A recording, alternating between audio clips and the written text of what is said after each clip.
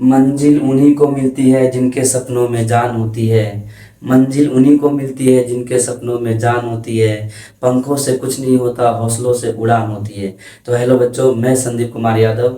आज हम बात करने वाले हैं 9th क्लास का पहला 7वां चैप्टर, जिसका नाम है मोशन। आज हम पढ़ने वाले हैं कि इस चैप्टर में से कौन कौन से क्वेश्चन है जो एग्जाम में बार बार पूछे जाते हैं। तो इन क्वेश्चनों के बारे में हम डिटेल में बात करेंगे। तो बच्चों, वीडियो को शुरू करते हैं।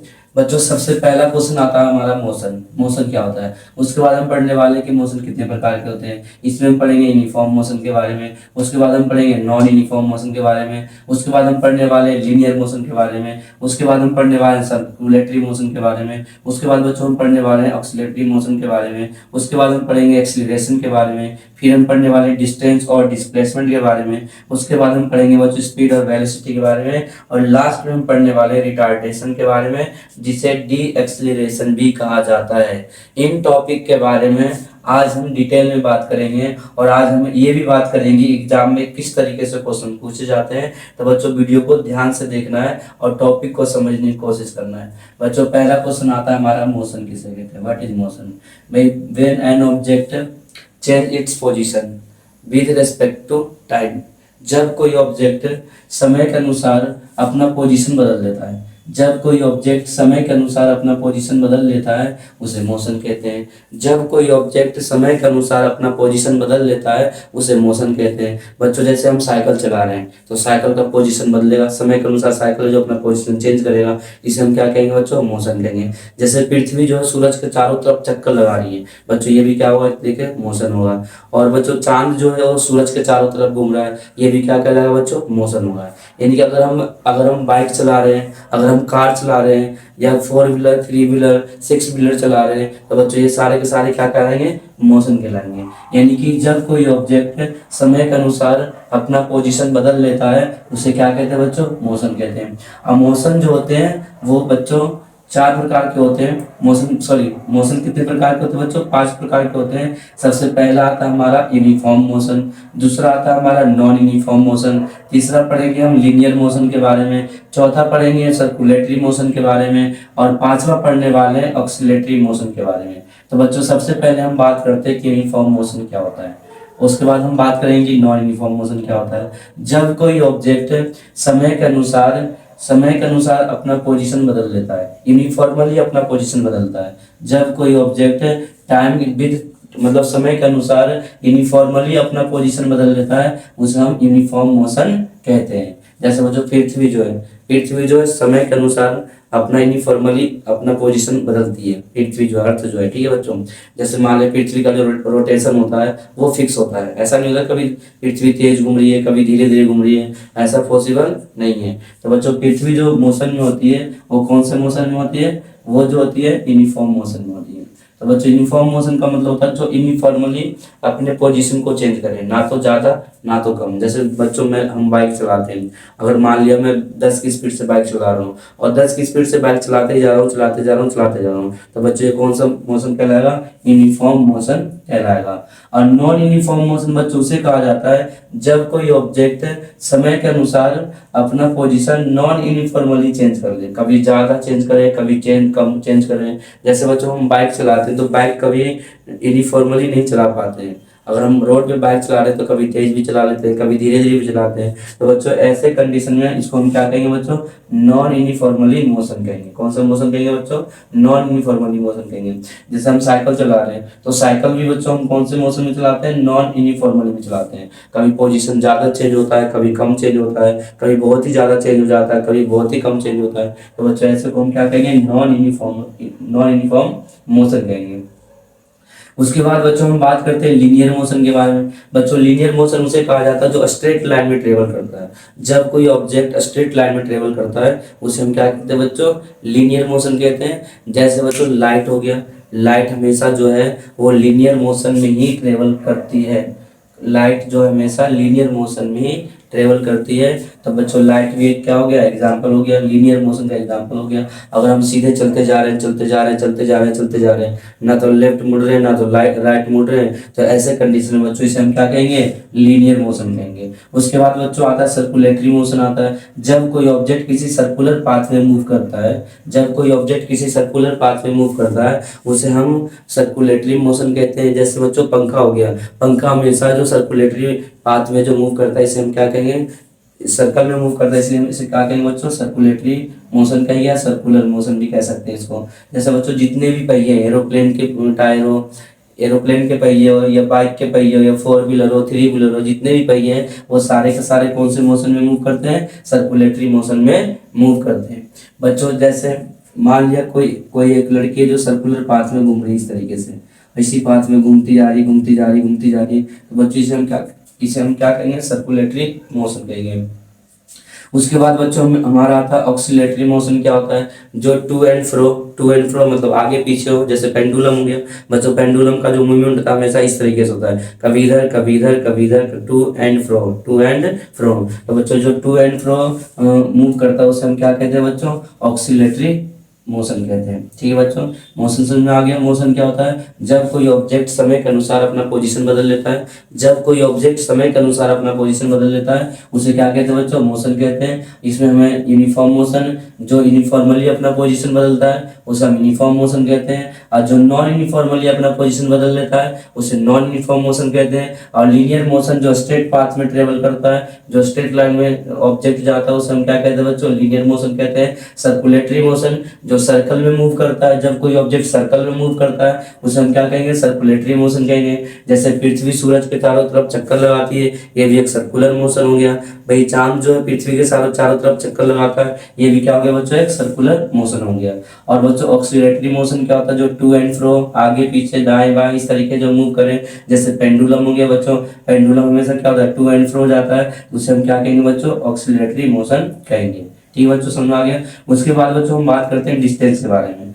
टोटल ट्रेवल एक्चुअल पाथ, कोई ऑब्जेक्ट है वो एक्चुअल में कितना पाथ ट्रेवल कर रहा है, जितना भी पाथ को वो ट्रेवल कर रहा है या जितने भी पाथ को कवर कर रहा है, उसी पाथ के लेंथ को हम क्या कहेंगे बच्चों, डिस्टेंस कहेंगे। अगर कोई ऑब्जेक्ट मोशन में है, अगर मोशन में तो जितने पाथ को कवर कर रहा है उसी पाथ की लंबाई को हम क्या कहेंगे बच्चों, डिस्टेंस कहेंगे। क्या कहेंगे उसको, डिस्टेंस कहेंगे। अब बच्चों डिस्टेंस का यूनिट क्या होता है बच्चों, मीटर होता है। डिस्टेंस का यूनिट क्या होता है, मीटर होता है। फॉर एग्जाम्पल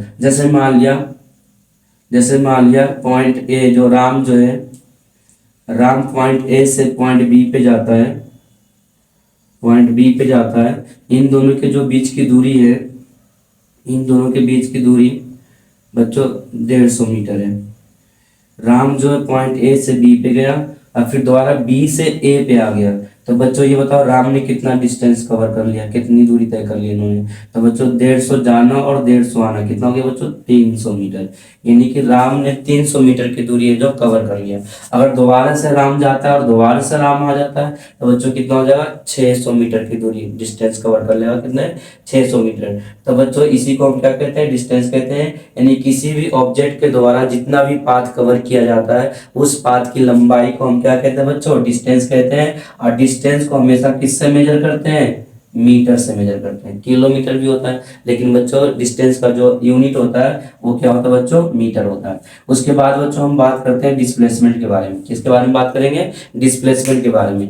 भाई it is the shortest distance between initial position and final position. बच्चों इनिशियल पोजीशन उसे कहा जाता है जहां से हम चलना शुरू करते हैं, जहां से हम चलना शुरू करते हैं उसे हम इनिशियल पोजीशन कहते हैं। और जहां पर हम रुक जाते हैं उसे हम क्या कहते हैं बच्चों, फाइनल पोजीशन कहते हैं। अब जैसे मान लिया राम पॉइंट ए से चलना शुरू किया और पॉइंट बी पे जाकर रुक गया, तो बच्चों पॉइंट ए जो होगा कौन सा पोजीशन होगा, इनिशियल पोजीशन होगा। अब पॉइंट बी जो होगा कौन सा पोजीशन होगा, फाइनल पोजीशन होगा। और इन दोनों के बीच की दूरी कितनी है बच्चों, 150 मीटर है। तो इसका मतलब डिस्प्लेसमेंट कितना हो गया बच्चों, 150 मीटर हो गया। अगर राम बी पे ना रुककर सी पर रुक जाता है, कहाँ रुक जाता है बच्चों, सी पर, और बी और सी के बीच की दूरी जो है बच्चों 50 मीटर है।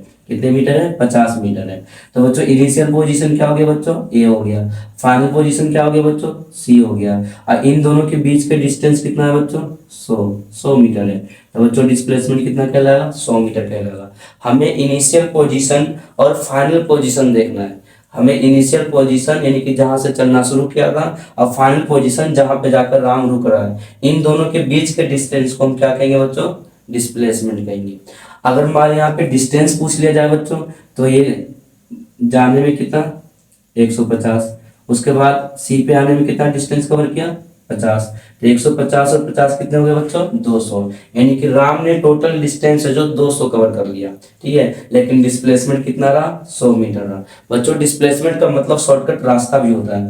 बच्चों डिस्प्लेसमेंट का मतलब क्या होता है, शॉर्टकट रास्ता भी होता है। डिस्प्लेसमेंट का मतलब शॉर्टकट रास्ता भी होता है, यानी कि जो शॉर्टकट होगा बच्चों उसी को हम क्या कहेंगे, डिस्प्लेसमेंट कहेंगे। अगर बच्चों मान लिया राम ए से चलना शुरू किया और दोबारा राम जो है ए पॉइंट पे आकर रुक जाता है, राम बी पे गया, अब बी से जाने के बाद दोबारा ए पे रुक जाता है, तो बच्चों डिस्टेंस तो हमारा 300 मीटर हो जाएगा, लेकिन डिस्प्लेसमेंट कितना हो जाएगा बच्चों, 0 हो जाएगा। यानी कि जिस पॉइंट से हम चलना शुरू करते हैं, अगर उसी पॉइंट पर हम आकर रुक जाएं तो हमारा डिस्प्लेसमेंट क्या हो जाता है बच्चों, 0 हो जाता है। अब जैसे मान लिया हमने घर से चलना शुरू किया और दोबारा बाहर घूमकर घर पे दोबारा वापस आ जाते हैं, तो बच्चों हमारा डिस्प्लेसमेंट कितना हो जाएगा, 0 हो जाएगा। लेकिन बच्चों डिस्टेंस कभी 0 नहीं होता।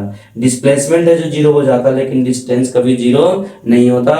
और डिस्प्लेसमेंट 0 कब होता है, जब हमारा इनिशियल पोजीशन और फाइनल पोजीशन दोनों एक ही पॉइंट पे होता है, तो बच्चों डिस्प्लेसमेंट क्या हो जाता है, 0 हो जाता है। बच्चों पेपर में डिस्टेंस और डिस्प्लेसमेंट में अंतर पूछ लिया जाता है। कई बार जो एग्जाम में आ चुके हैं, जो अर्धवार्षिक एग्जाम जो होता है, फर्स्ट टर्म का जो एग्जाम होता है बच्चों, उस एग्जाम में कई बार जो क्वेश्चन पूछ लिए जाते हैं। इसलिए बच्चों इन क्वेश्चनों को ध्यान से सुनते जाना है। डिस्टेंस और डिस्प्लेसमेंट में क्या अंतर है बच्चों, मैं 3 अंतर बताऊंगा, तीनों अंतर को ध्यान से सुन लेना और कॉपी पे लिख लेना, ताकि एग्जाम में कोई प्रॉब्लम ना हो। बच्चों सबसे पहले में क्या लिखना है, total path cover by an object, ठीक है। It is the length of total path cover by an object. एक ऑब्जेक्ट के द्वारा जितना भी पाथ को कवर किया जाता है उसके लेंथ को हम क्या कहते हैं, डिस्टेंस कहते हैं। और it is the shortest distance between initial position and final position, यानी कि इनिशियल पोजीशन और फाइनल पोजीशन के बीच की दूरी को हम क्या कहते हैं, डिस्प्लेसमेंट कहते हैं। बच्चों पहला अंतर समझ में आ गया। उसके बाद बच्चों जो डिस्टेंस होता है वो स्केलर क्वांटिटी होता है, और स्केलर क्वांटिटी उसे कहा जाता है जिसमें कोई डायरेक्शन ना हो, जिसमें हम डायरेक्शन के बारे में बात ही ना करें, उसे हम क्या कहते हैं बच्चों, स्केलर क्वांटिटी कहते हैं। यानी कि डिस्टेंस में हम डायरेक्शन के बारे में बात ही नहीं करते हैं। अगर हम इधर जा रहे हैं तब भी डिस्टेंस बढ़ रहा है, इधर आएंगे तभी क्या हुआ, डिस्टेंस बढ़ेगा। भाई जाते समय 150, फिर आते समय 150, 300 हो गया। लेकिन डिस्प्लेसमेंट में तो ऐसा नहीं है। अगर हम इधर जाते जाएंगे डिस्प्लेसमेंट बढ़ता जाएगा, लेकिन जैसे हम इसको रिटर्न करेंगे तो हमारा डिस्प्लेसमेंट कम होता जाएगा। जैसे इस पॉइंट पे आ जाएंगे तो हमारा डिस्प्लेसमेंट क्या हो जाएगा, 0 हो जाएगा। यानी कि इसमें डायरेक्शन के बारे में बात कर रहे हैं। ये जो होता है डायरेक्शन पे डिपेंड होता है, लेकिन ये डायरेक्शन पे डिपेंड नहीं होता। और जो डायरेक्शन पे डिपेंड नहीं होता उसे हम स्केलर क्वांटिटी कहते हैं, और जो डायरेक्शन पे डिपेंड होता है उसे हम वेक्टर क्वांटिटी कहते हैं। यानी कि बच्चों डिस्प्लेसमेंट जो है एक वेक्टर क्वांटिटी है, और डिस्टेंस जो है एक स्केलर क्वांटिटी है। डिस्टेंस जो है बच्चों एक स्केलर क्वांटिटी है, और डिस्प्लेसमेंट जो है वेक्टर क्वांटिटी। कभी कभी ऐसा भी सवाल पूछ लिया जाता है कि डिस्प्लेसमेंट जो है कौन सी क्वांटिटी है, तो बच्चों डिस्प्लेसमेंट कौन सी क्वांटिटी है, वेक्टर क्वांटिटी है। डिस्टेंस कौन सी क्वांटिटी है, स्केलर क्वांटिटी है। एमसीक्यू में सवाल इस तरीके से पूछ लिए जाते हैं बच्चों, तो एक एक पॉइंट को ध्यान से सुनते जाना है, ताकि एग्जाम में कोई प्रॉब्लम ना हो। अब बच्चों जो मैंने यहाँ पे लिखवा रखा है, इससे अलग एग्जाम में इस चैप्टर से कुछ नहीं आने वाला। इन्हीं टॉपिक को सही तरीके से बिल्कुल समझ कर जाना है। अगर नहीं आए समझ में तो वीडियो को कई बार देखना है, तब भी समझ में नहीं आया तो बच्चों कमेंट कर देना कि भाई दोबारा समझा दो, मुझे समझ में नहीं आया। तो बच्चों डिस्टेंस और डिस्प्लेसमेंट का दोनों अंतर समझ आ गया। पहला अंतर, भाई जितने भी पाथ कवर किए जाते हैं ऑब्जेक्ट के द्वारा, उसी पाथ की लंबाई को हम डिस्टेंस कहते हैं। और इसका displacement shortest distance initial position and final position. Initial position और फाइनल पोजीशन के बीच में जो भी शॉर्टेस्ट डिस्टेंस होता है, जितनी भी दूरी होती है, उसी को हम क्या कहते हैं, डिस्प्लेसमेंट कहते हैं। और बच्चों डिस्टेंस क्या है, एक स्केलर क्वांटिटी है, क्योंकि ये डायरेक्शन पे डिपेंड नहीं होता। और डिस्प्लेसमेंट क्या है बच्चों, एक वेक्टर क्वांटिटी है, क्योंकि डायरेक्शन पे डिपेंड होता है। अब बच्चों लास्ट पॉइंट, डिस्प्लेसमेंट 0 हो सकता है, डिस्प्लेसमेंट जीरो हो जाता है। कब हो जाता है? जब इनिशियल पोजीशन और फाइनल पोजीशन दोनों एक ही पॉइंट होता है तो बच्चों डिस्प्लेसमेंट क्या हो जाता है? जीरो हो जाता है। लेकिन डिस्टेंस कभी जीरो नहीं होता है। ठीक है बच्चों, ये तीनों अंतर है बच्चों, सही तरीके से याद कर लेना है। पेपर में जो सवाल पूछ लिए जाते हैं इन सवालों पे बच्चों फोकस करना है। और कई बार है जो सवाल पेपर में आ चुके हैं बच्चों, इस तरीके के भी सवाल पूछ लिए जाते हैं। अब जैसे मान लिया एक लड़का जो है वो एक सर्कुलर पाथ में मूव कर रहा है। किस कौन से पाथ में मूव कर रहा है? सर्कुलर पाथ में मूव कर रहा है। ठीक है, अब बच्चों जब लड़का सर्कुलर पाथ में मूव करेगा तो जब एक सर्कल को पूरा करेगा तो कितना डिस्टेंस कवर करेगा? इस तरीके के सवाल जो पूछ लिए जाते हैं। और बच्चों इसका रेडियस जो है आर दिया हुआ है। रेडियस कितना दिया बच्चों? आर दिया हुआ है। रेडियस आर दे रखा है तो ये बताओ डिस्टेंस कितना होगा? एक सर्कुलर पाथ को कंप्लीट करने में कितना डिस्टेंस है जो कवर करेगा, इसके बारे में बताना बच्चों। जब इस तरीके के सवाल आ जाए तो ये बताओ बच्चों, ये जो हमारी लाइन है इसे हम क्या बोलते हैं? सरकमफ्रेंस कहते हैं। ये सर्कल का क्या होता है? सरकमफ्रेंस होता है। और सरकमफ्रेंस का फॉर्मूला क्या होता है बच्चों? 2πr, यानी कि टोटल डिस्टेंस कितना कवर कर लिया? 2πr। बच्चों इस लाइन की लंबाई तो डिस्टेंस है, अगर इस लाइन की लंबाई निकाल लेंगे तो हमारा डिस्टेंस पता चल जाएगा। और इस लाइन की लंबाई को हम क्या कहते हैं? सरकमफ्रेंस कहते हैं। और सरकमफ्रेंस का फॉर्मूला क्या होता है? 2πr होता है। तो बच्चों इसका डिस्टेंस कितना हो गया? 2πr हो गया। अगर डिस्प्लेसमेंट पूछ लिया जाए तो बच्चों डिस्प्लेसमेंट क्या हो जाएगा? जीरो हो जाएगा, क्योंकि जहां से लड़के ने चलना शुरू किया था वहीं पे वो वापस आ गया। यानी कि इनिशियल पोजीशन और फाइनल पोजीशन दोनों सेम पॉइंट पे है। तो ऐसे कंडीशन में बच्चों डिस्प्लेसमेंट क्या हो जाएगा? जीरो हो जाएगा। बच्चों कभी कभी इस तरीके के भी सवाल पूछ लिए जाते हैं कि एक जो है सेमी सर्कल है, सेमी सर्कल है, ठीक है, और एक लड़का जो है एक सेमी सर्कल को कंप्लीट करता है। क्या करता है बच्चों? कंप्लीट करता है, यानी पॉइंट ए से बी पे जाता है। इसका जो रेडियस है आर है। रेडियस कितना है बच्चों? आर है। तो एक लड़का जो है सेमी सर्कल में पॉइंट ए से बी पे जाता है, तो ये बताओ कि इसका डिस्प्लेसमेंट कितना हो जाएगा? तो बच्चों डिस्प्लेसमेंट का मतलब क्या होता है? शॉर्टकट रास्ता भी होता है। अब ये बताओ ये लड़का जो होगा ये वापस इधर से जाएगा या डायरेक्ट इधर से यहाँ ए से बी पे आ जाएगा? ये लड़का जो होगा ए से कहाँ जाएगा? बी पे जाएगा, सॉरी बी से कहाँ जाएगा बच्चों? ए पे जाएगा। और इस लाइन की लंबाई क्या कहते हैं बच्चों? हम डायमीटर कहते हैं। इसने बोला कि रेडियस दिया हुआ है, अगर ये रेडियस आर है यहाँ से यहाँ तक तो बच्चों ये भी क्या हो जाएगा? आर हो जाएगा। तो डिस्प्लेसमेंट कितना हो जाएगा? आर प्लस आर कितना हो जाएगा बच्चों? 2r आ जाएगा, आर आ जाएगा। यानी कि हमारा डिस्प्लेसमेंट कितना हो गया? 2r आ गया। वही एमसीक्यू में इस तरीके के सवाल जो पूछ लिए जाते हैं, इसलिए बच्चों कभी कभी ऑप्शन आर का स्क्वायर भी दिया रहता है, ध्यान रखना। आर का स्क्वायर कब होगा बच्चों? जब आर गुने में आर करेंगे, सॉरी आर इंटू में आर करेंगे तब क्या हो जाएगा? आर का स्क्वायर हो जाएगा। लेकिन हम यहाँ पे कर क्या रहे हैं? ये भी आर है, ये भी आर है, तो आर में आर जोड़ेंगे कितना हो जाएगा बच्चों? 2r आ जाएगा। यानी कि डिस्प्लेसमेंट कितना हो गया बच्चों? 2r हो गया। अगर तुमसे ये पूछा जाए डिस्टेंस कितना होगा तो बच्चों डिस्टेंस निकालने के लिए क्या करेंगे? ये जो हमारा सेमी सर्कल है, कौन सा सर्कल है बच्चों? सेमी सर्कल है। और इस लाइन की लंबाई को हम क्या बोलते हैं? सरकमफ्रेंस कहते हैं। लेकिन बच्चों ये क्या आधा है, इसलिए बच्चों क्या करेंगे? इसको 2 से डिवाइड कर देंगे और क्या आ जाएगा हमारा? पाई आर आ जाएगा।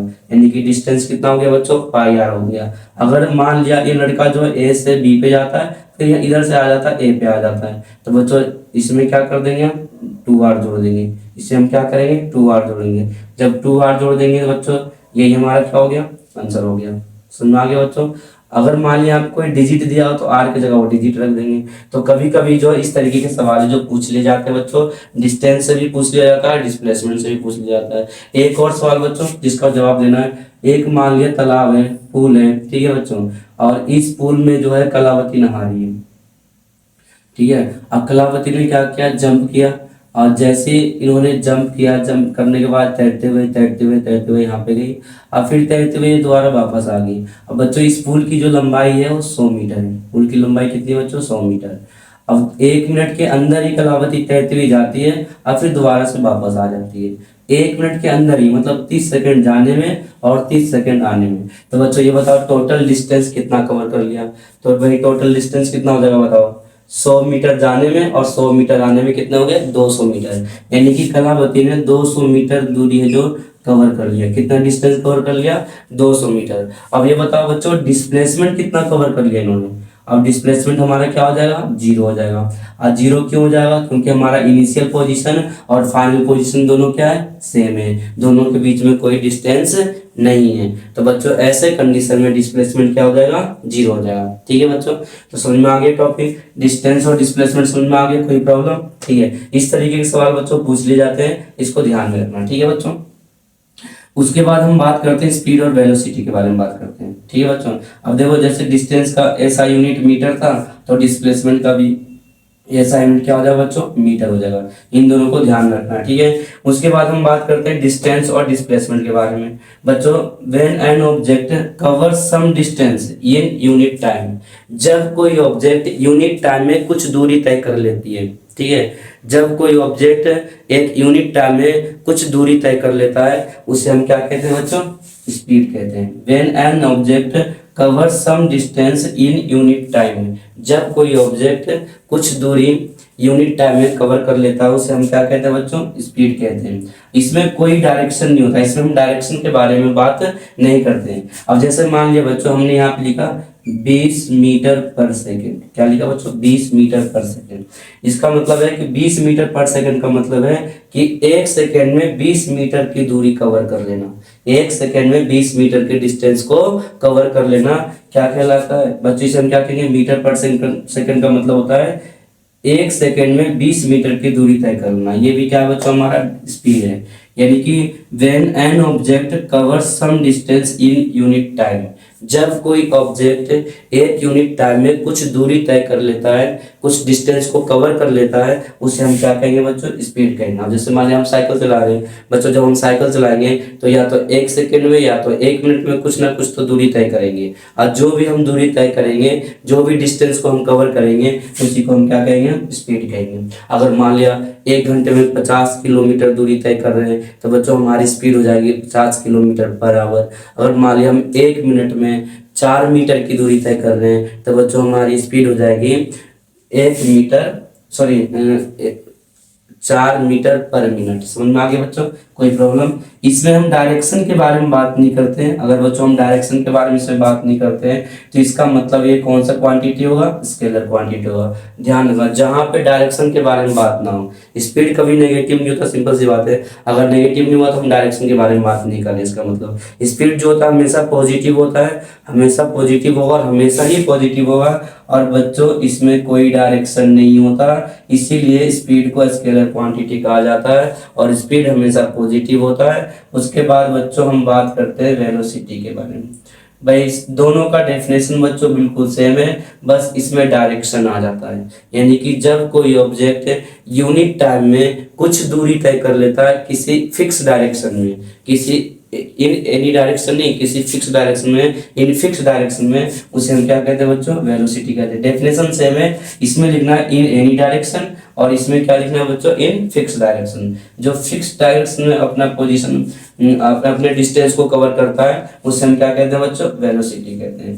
ध्यान रखना। अब बच्चों दोनों का ऐसा यूनिट होता है मीटर पर सेकेंड, मीटर पर सेकेंड, मीटर पर सेकेंड बच्चों, क्योंकि डिस्टेंस को हम किससे मेजर करते हैं, मीटर से, और टाइम को किससे करते हैं, सेकेंड से, तो मीटर पर सेकेंड हो गया। अब बच्चों इसे इस तरीके से भी लिख सकते हैं, मीटर पर सेकेंड। यहाँ जो ये अपन का जो साइन है इसे हटाएंगे तो बच्चों यहाँ भी क्या आ जाएगा, माइनस में आ जाएगा, माइनस का वन आ जाएगा। ठीक है बच्चों, समझ में आ गया। और बच्चों उसके बाद बच्चों इसमें से पूछा जाता है, ये भी पेपर में कई बार आ चुका है सवाल, कई बार पूछे जा चुके हैं बच्चों, इसको ध्यान से समझ लेना है। कभी कभी सवाल ये भी पूछा जाता है, स्पीड और वेलोसिटी में क्या अंतर है, स्पीड और वेलोसिटी में क्या अंतर है। ये कई बार जो है सवाल पेपर में आ चुका है बच्चों। इस सवाल को बिल्कुल सही तरीके से याद करके जाना है, समझ के जाना है, पेपर में जरूर करके आना है, चाहे कुछ भी हो जाए। ठीक है बच्चों, समझ में आ गया स्पीड और वेलोसिटी में क्या अंतर है।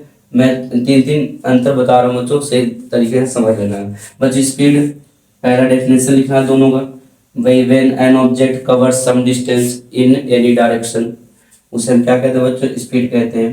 When an object covers some distance in fix direction, उसे हम क्या कहेंगे बच्चों, वेलोसिटी कहेंगे। यानी कि स्पीड जो है स्केलर क्वांटिटी क्योंकि डायरेक्शन पे डिपेंड नहीं करता, और बच्चों वेलोसिटी है जो एक वेक्टर क्वांटिटी क्योंकि डायरेक्शन पे डिपेंड करता है। स्पीड हमेशा पॉजिटिव होता है, और बच्चों वेलोसिटी जो है पॉजिटिव भी हो सकता है, नेगेटिव भी हो सकता है और जीरो भी हो सकता है। अब बच्चों ये पॉजिटिव, नेगेटिव और जीरो कब होता है बच्चों, इस पे ध्यान देना है। जैसे मान लिया बच्चों हमारा जो इनिशियल पोजीशन, जैसे मान लिया हम जो गाड़ी चला रहे हैं उसका जो इनिशियल वेलोसिटी है, इनिशियल वेलोसिटी जो है 10 किलोमीटर पर आवर है, जो हम गाड़ी चला रहे हैं, ठीक है बच्चों।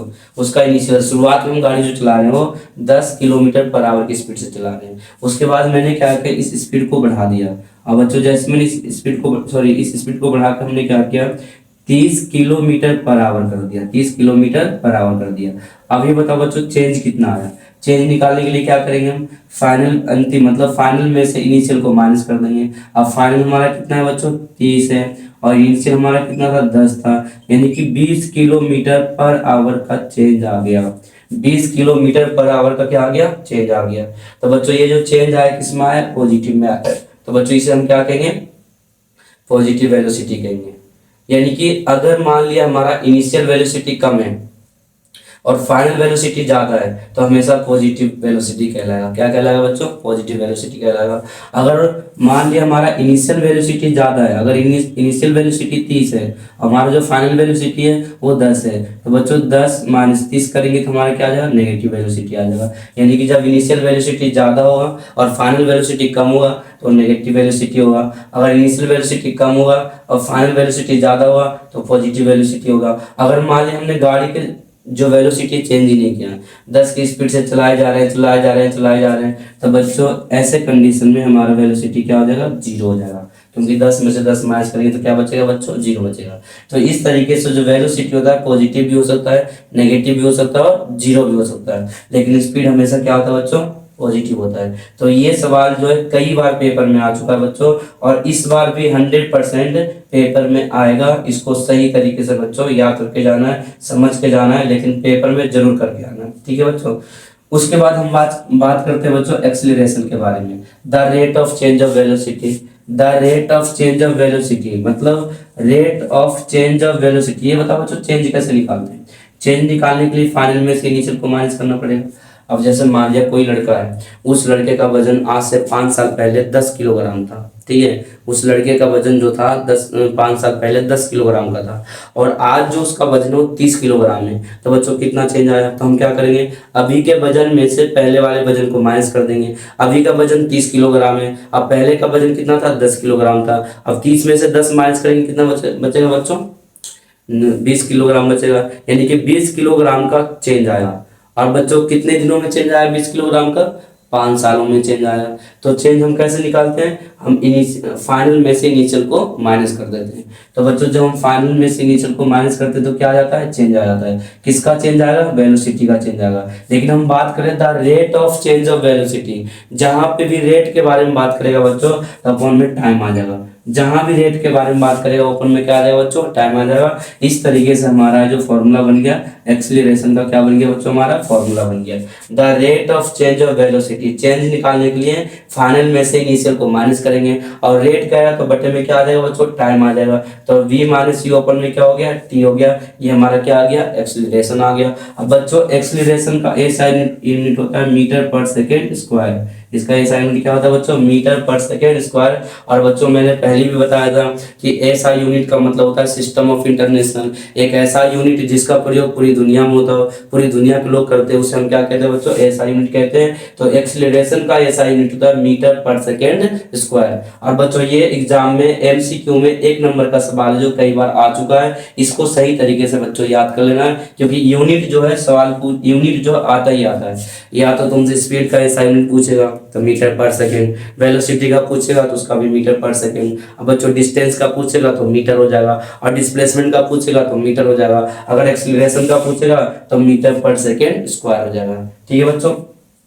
उसके बाद बच्चों हम बात करते हैं रिटार्डेशन का मतलब क्या होता है, डी एक्सीलरेशन का मतलब क्या होता है बच्चों। ये था हमारा एक्सीलरेशन, और इस एक्सीलरेशन में क्या होगा बच्चों, एक्सीलरेशन में हमेशा जो इनिशियल वेलोसिटी होगा वो कम होगा, यानी कि फाइनल वेलोसिटी क्या होगा, हमेशा ज्यादा होगा, यानी कि गाड़ी की स्पीड को हम बढ़ाएंगे, गाड़ी की स्पीड को क्या करेंगे बच्चों, बढ़ाएंगे। और डी एक्सीलरेशन का मतलब होता है जहां पे हम गाड़ी की स्पीड को कम कर देते हैं। अब जैसे मान लीजिए 50 की स्पीड से चला रहे हैं, और 50 की स्पीड से चलाने के बाद हमने गाड़ी की स्पीड को कम करना शुरू कर दिया, 40 किया, 30 किया, 20 किया, 10 किया, इस तरीके से गाड़ी की डी एक्सीलरेट करना शुरू कर दिया, मतलब स्पीड को कम करना शुरू कर दिया, तो उसे हम क्या कहेंगे बच्चों, डी एक्सीलरेशन कहेंगे या तो रिटार्डेशन कहेंगे। समझ में आ गया बच्चों।